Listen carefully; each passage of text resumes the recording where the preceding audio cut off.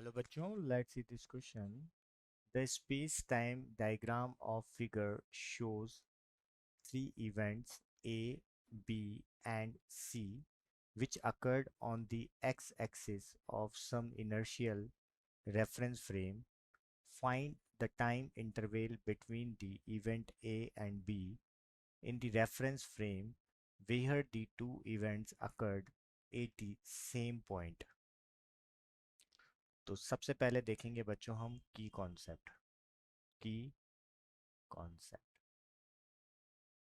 तो बच्चों यहाँ पर जो की कॉन्सेप्ट होगा वो होगा रिलेटिविस्टी रिलेटिविस्टिक मैकेनिज्म मैकेनिक्स। ये क्या कहती है कि अगर कोई भी मोशन जो होती है किसी भी बॉडी की रिलेटिवली वेलोसिटी अप्रोच करती है वहां पर, मतलब हम ये नहीं कह सकते कि सेम जगह पर अगर हम अलग अलग जगह पर है तो अगर वहाँ पर टाइम स्पेंड हो रहा है, पोजीशन में चेंज आ रहा है, तो उस दोनों में जो टाइम लगेगा वो सेम लगेगा, ऐसा नहीं हो सकता। वो कंपेरेबल है। मतलब टाइम, पहले कहा जाता था टाइम इज टाइम यहाँ पर क्या है, एक कांस्टेंट ले सकते हैं हम सबके लिए। Time is a constant for all over universe. But इस थ्योरी के बाद ये हुआ कि हम टाइम को कांस्टेंट नहीं ले सकते। मतलब टाइम डिपेंड करेगा, time is also depend on the on the speed of light, speed of light, और whose kinetic energy are comparable are comparable with the product of with the product of mass and C. ठीक है, तो ये हमारा की concept होगा। तो अब हम बात करते हैं बच्चों सॉल्यूशन की। सॉल्यूशन, तो बच्चों हमें यहाँ पर क्या दिया हुआ है, हमें एक स्पेस टाइम ग्राफ दिया हुआ है। हमें क्या दिया हुआ है यहाँ पर, स्पेस टाइम ग्राफ दिया हुआ है। स्पेस टाइम ग्राफ कुछ इस तरीके से दे रखा है। सी टी, मतलब ये भी क्या होगी, स्पेस हो गया, ठीक है, डिस्टेंस होगी, ये डिस्प्लेसमेंट है, ठीक है। यहाँ पर कहीं पे ए पॉइंट है जो अगर डिस्टेंस देखेंगे तो वो 2 पर है, और यहाँ से वाई एक्सिस से 1 पर है। एक हमें बी पॉइंट दे रखा है, बी यहाँ से अगर हम देखेंगे तो 7 पर है, और यहाँ से अगर हम देखेंगे तो वो 5 पर है। एक सी पॉइंट भी दे रखा है, ठीक है, तो वो यहाँ पर तो है 4 पर, और यहाँ पर है 7, ठीक है, ये 5। तो बच्चों अब हम यहाँ पर देखते हैं। तो अगर हम यहाँ पर देखें तो आ, हम किसी भी ऑब्जेक्ट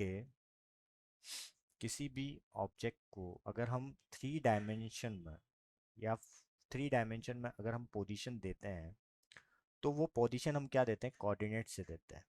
ठीक है, जैसे हम हॉरिजॉन्टल, जो हॉरिजॉन्टल प्लेन है उस पर हम एक एल्टीट्यूड डालते हैं जिससे हमें एक्स कोऑर्डिनेट और वाई कोऑर्डिनेट फाइंड आउट होता है। ठीक है, ये तो हो जाएगा एक्स, और ये वाला, जैसे ये वाला पार्ट तो हो गया एक्स, और ये हो जाएगा वाई।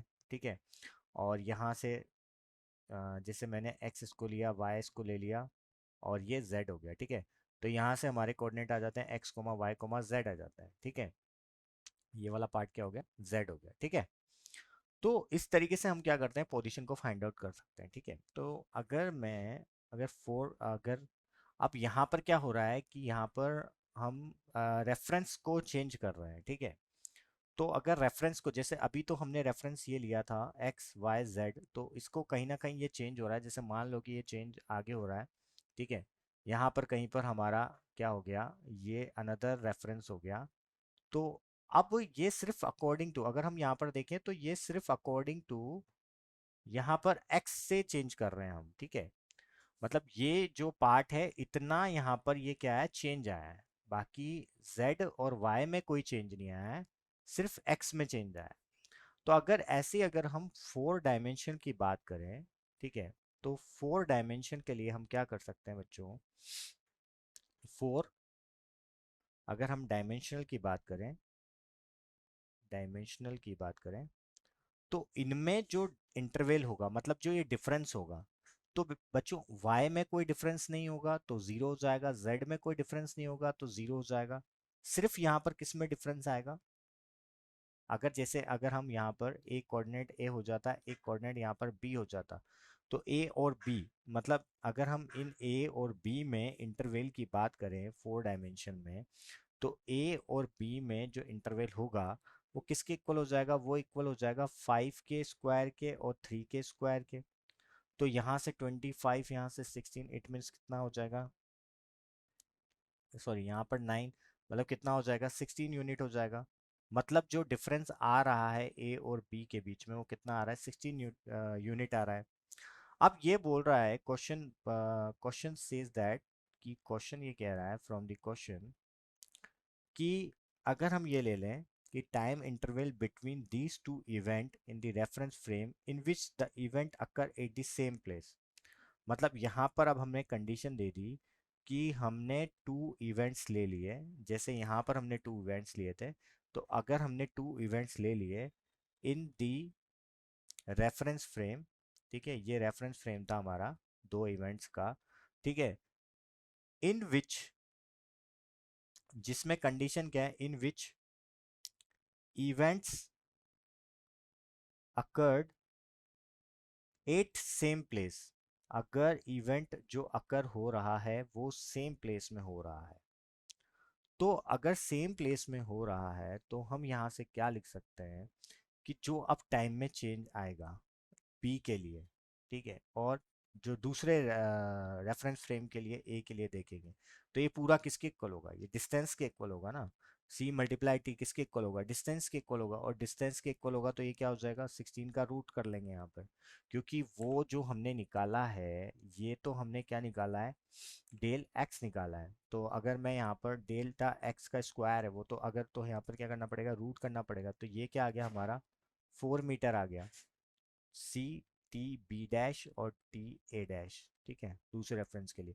अब मुझे निकालना भी क्या है, यहाँ पर टाइम इंटरवल निकालना है। तो टाइम इंटरवल, तो यही तो हमारा टाइम इंटरवल होगा, कैसे कि हमारा टाइम इंटरवल होगा टी बी डैश और टी ए डैश, और इक्वल टू में आ जाएगा 4, और अपॉन में आ जाएगा सी, और सी की वैल्यू को पुट कर देंगे 3 × 10 की पावर 8 मीटर पर सेकेंड। तो क्या आ जाएगा मेरा, 4/3 × 10 की पावर -8